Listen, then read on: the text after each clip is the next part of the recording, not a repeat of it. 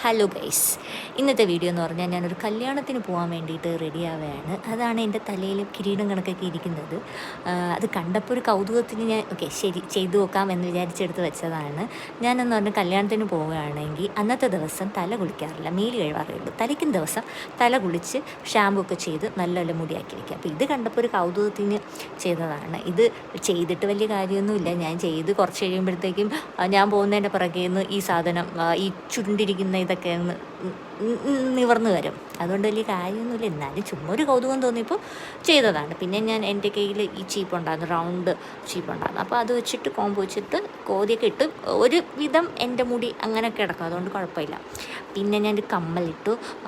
ഈ കമ്മൽ എനിക്ക് ദീപ ബർത്ത്ഡേക്ക് ഗിഫ്റ്റ് ചെയ്ത കമ്മൽ. എനിക്ക് ഈ കമ്മൽ ഭയങ്കരമായിട്ട് ഇഷ്ടപ്പെട്ടു. ഇപ്പോൾ എവിടെ കറുത്ത ഡ്രസ്സ് ഇട്ടാലും ഞാൻ ഈ കമ്മലാണ് യൂസ് ചെയ്യുന്നത്. എനിക്ക് ഭയങ്കരമായിട്ട് ഇഷ്ടപ്പെട്ട കമ്മല.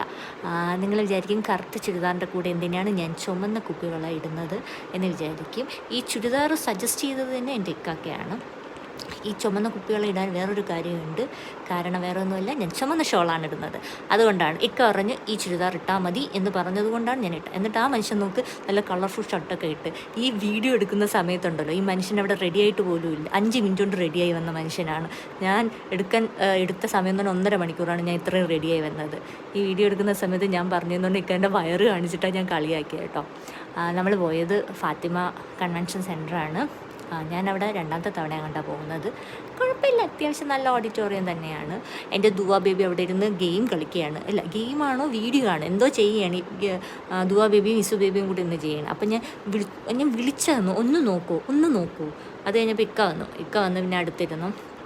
അപ്പോഴും അവരപ്പുറത്ത് പോയിരുന്ന് അവരുടെ പരിപാടി നോക്കിക്കൊണ്ടിരിക്കുകയാണ്. അത് കഴിഞ്ഞിട്ട് നമ്മൾ ഫുഡിന് വേണ്ടിയിട്ടുള്ള വെയിറ്റിംഗ് ആണ് കേട്ടോ. കണ്ടോ, അയ്യോ നിന്ന് മനുഷ്യൻ്റെ അടപ്പളവി. എൻ്റെ ഇടയിൽ എൻ്റെ ദുവാ ബേബി ഉണ്ട്. ആരെങ്കിലും കണ്ടായിരുന്നോ?